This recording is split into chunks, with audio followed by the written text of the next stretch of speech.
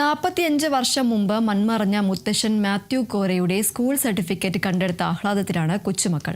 111 വർഷം പഴക്കമുള്ള സ്കൂൾ സർട്ടിഫിക്കറ്റുകളാണ് തിരുവല്ല സ്വദേശികളായ തോമസ് കുട്ടിയും സഹോദരൻ റെജി മാത്യുവും കണ്ടെത്തിയത്. ഈ ഭാഷാപ്രയോഗങ്ങൾ ശരിക്കും പഠനവിധേയമാക്കേണ്ടതാണ്. ഇതുപോലുള്ള വാക്കുകൾ, നമുക്ക് നഷ്ടപ്പെട്ടു പോയിരിക്കുന്ന വാക്കുകൾ, ഇതൊക്കെ നമുക്ക് പഠന വിഷയമാക്കണമെന്നാണ് ഞങ്ങൾ ആഗ്രഹിക്കുന്നത്. വിദ്യാഭ്യാസ മേഖലയിൽ കേരളത്തിന് ക്രിസ്ത്യൻ മിഷണറിമാർ നൽകിയിട്ടുള്ള സംഭാവന മഹത്തരമാണ്. ആ ക്രിസ്ത്യൻ മിഷണറിമാരുടെ സംഭാവനകൾ ഓർത്തുകൊണ്ടാണ് 111 വർഷം മുമ്പുള്ള ഒരു SLC ബുക്കിന്റെ ചരിത്രം തേടി അല്ലെങ്കിൽ കഥ തേടി കേരള വിഷൻ ന്യൂസ് ഇരുവിയൂർ തേവരമുറിയിൽ എത്തുന്നത്. അധ്യാപകനായും തുടർന്ന് കാർഷിക വൃത്തിയിലൊക്കെ ജീവിതം സമർപ്പിച്ച മാത്യു കോര എന്ന് പറഞ്ഞ ഒരു ജീവിത സ്നേഹിയുടെ കഥ തേടിയാണ് അദ്ദേഹത്തിന്റെ 3ാം തലമുറയിൽപ്പെട്ട തോമസ് കുട്ടി തേവരമുറിയിലുമായിട്ട് നമ്മൾ സംസാരിക്കുന്നത്. അതായത് 111 വർഷം പഴക്കമുള്ള ഒരു SLC ബുക്കിന്റെ കഥ. എങ്ങനെയാണ് ഈ SLC ബുക്ക്? ഇത് എൻ്റെ പിതാമഹന്റെ ആ കാലത്തെ SLCക്ക് തതുല്യമായ 6th ഫോമിന്റെ സർട്ടിഫിക്കറ്റ് ആണ് ഞങ്ങൾക്ക് ലഭ്യമായ. ഇത് എങ്ങനെയാണ് ഈ ബുക്ക് കിട്ടുന്നത്? ഇത് അപ്പച്ചന്റെ പഴയ അലമാരികളെ, അപ്പച്ചന്റെ ഫയലുകളൊന്നും ഞങ്ങൾ വളരെ പവിത്രമായിട്ട് സൂക്ഷിക്കുകയും ഞങ്ങൾ അതൊന്നും ഡിസ്റ്റർബ് ചെയ്യുകയും ചെയ്തിട്ടില്ല. എന്നാൽ ഈ അടുത്ത സമയത്ത് എൻ്റെ സഹോദരൻ രജി മാത്യു തേവരമുറിയിൽ ഒരു കൗതുകത്തിന് വേണ്ടി അപ്പച്ചൻ്റെ പഴയ ഫയലുകൾ പരിശോധിച്ചപ്പോൾ ഫയലിൻ്റെ ഏറ്റവും അടിയിൽ വളരെ അമൂല്യമായി, വളരെ ഭംഗിയായിട്ട് സൂക്ഷിച്ചു വെച്ചിരുന്ന മറ്റൊരു ഫയൽ കണ്ടു. ആ ഫയൽ തുറന്നു നോക്കിയപ്പോഴാണ് അപ്പച്ചൻ്റെ പഴയ സർട്ടിഫിക്കറ്റുകളാണ് ഇത് എന്ന് എൻ്റെ സഹോദരന് മനസ്സിലായത്. സഹോദരൻ ഉടനെ തന്നെ ഈ സർട്ടിഫിക്കറ്റിൻ്റെ കാര്യം ഞങ്ങളുടെ ഫാമിലി ഗ്രൂപ്പിൽ ഇടുകയും കുടുംബാംഗങ്ങളെല്ലാം അറിയിക്കുകയും ചെയ്തു. അപ്പോൾ ഞങ്ങളെ സംബന്ധിച്ചോളം ഞങ്ങളുടെ പുതിയ തലമുറയ്ക്ക് ഇത് വലിയൊരു ആവേശവും വലിയൊരു പ്രചോദനവുമായി. ഞങ്ങളെല്ലാം അത് അവിടെ ചെന്ന് നേരിട്ട് കാണുകയൊക്കെ ചെയ്തു. അപ്പോൾ ഞങ്ങൾക്ക് ഒത്തിരി കാര്യങ്ങൾ ഇതിൽ നിന്ന് മനസ്സിലാക്കാൻ സാധിച്ചു.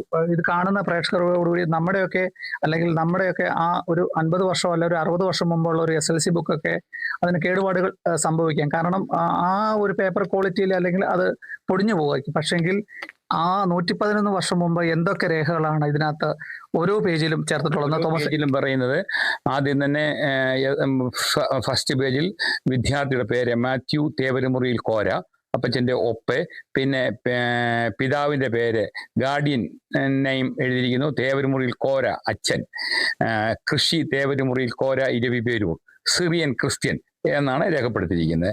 പിന്നീട് ഹെഡ്മാസ്റ്റർ പേര് KE Kurian headmaster, elementary school Kaviyoor എന്നാണ്. അപ്പൊ കവിയൂർ എലിമെന്ററി സ്കൂൾ, ഇപ്പൊ ഞാനിപ്പോ അന്വേഷിച്ചപ്പോൾ കവിയൂര് ഇപ്പോൾ ഇങ്ങനെ എലിമെന്ററി സ്കൂൾ എലിമെന്ററി എന്ന് പറഞ്ഞാൽ ചിലപ്പോൾ രാജഭരണകാലമായ ഉണ്ടായിരിക്കും എലിമെന്ററി സ്കൂൾ. പക്ഷെ ഞാൻ മനസ്സിലാക്കി പഴയ കവിയൂരുള്ള പലരുമായിട്ട് ആലോചിച്ചപ്പോൾ ഇന്നത്തെ NSS ഹൈസ്കൂള് പണ്ട് പല സ്വകാര്യ ട്രസ്റ്റുകളുടെയും പേരിലായിരുന്നു.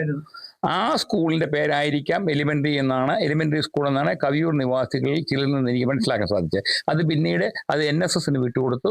NSS ഹൈസ്കൂൾ എന്ന് നാമധേയത്തിൽ ഇപ്പോൾ അറിയപ്പെടുന്നു. അതായിരിക്കുമെന്ന് ഞങ്ങൾ സംശയിക്കുന്നു. എല്ലാ വർഷത്തെയും, അതായത് സ്കൂൾ ആവറേജും സ്റ്റേറ്റ് ആവറേജും ഇതിനകത്ത് അപ്പച്ചന്റെ 10ാം ക്ലാസ്സിലേക്ക് കാണിക്കുന്ന മാർക്കുകൾ മുഴുവൻ അപ്പച്ചന് അന്നത്തെ കാലത്ത് 5 വിഷയങ്ങൾ നിർബന്ധമായിട്ട് പഠിച്ചിരിക്കണം. ഇഷ്ട വിഷയങ്ങൾ എടുക്കാം. ഇതിനകത്ത് അപ്പച്ചൻ എടുത്തിരിക്കുന്ന ഇഷ്ട വിഷയങ്ങൾ കൃഷിശാസ്ത്രമാണ് 1. രണ്ടാമത് ആരോഗ്യ പരിരക്ഷ. അപ്പൊ കൃഷിശാസ്ത്രം എന്ന് പറയുമ്പോൾ ഞാൻ മനസ്സിലാക്കുന്നത് ഞങ്ങൾക്ക് അന്ന് പൈതൃകമായി കുറച്ചേറെ ഭൂമികൾ ഉണ്ട്. ആ ഭൂമികളൊക്കെ ഇന്നും ഞങ്ങളുടെ കയ്യിലുണ്ട്.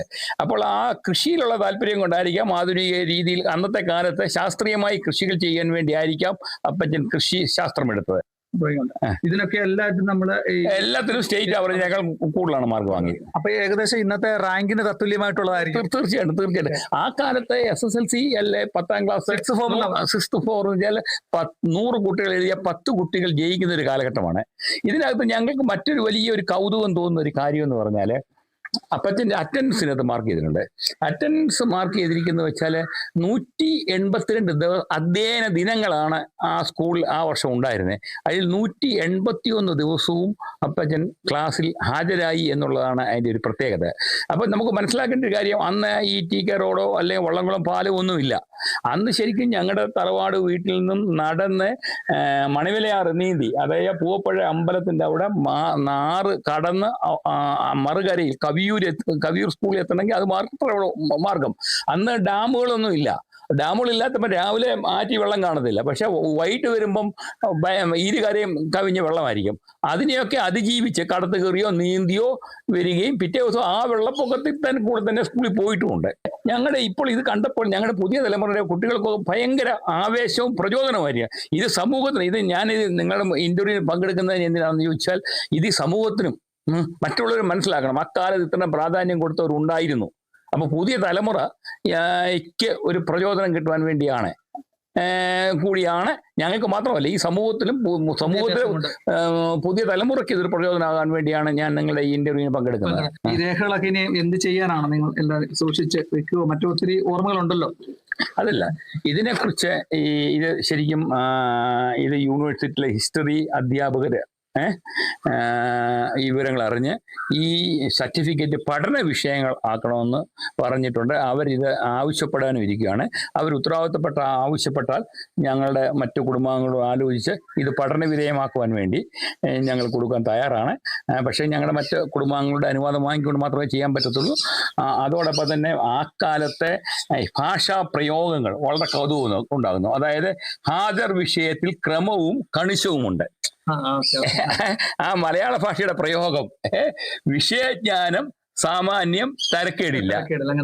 ഈ ഭാഷാ പ്രയോഗങ്ങളൊക്കെ ഇന്ന് നമ്മുടെ മണ്ണിൽ നിന്ന്, അല്ലെ നമ്മുടെ ഈ മലയാളത്തിൽ നിന്ന് അന്യം നിന്ന് ഇന്ന് പുതിയ അടിപൊളി ഭാഷകളൊക്കെ വന്നിരിക്കുക, പൂക്കി ഒക്കെ വന്നിരിക്കുകയാണ്.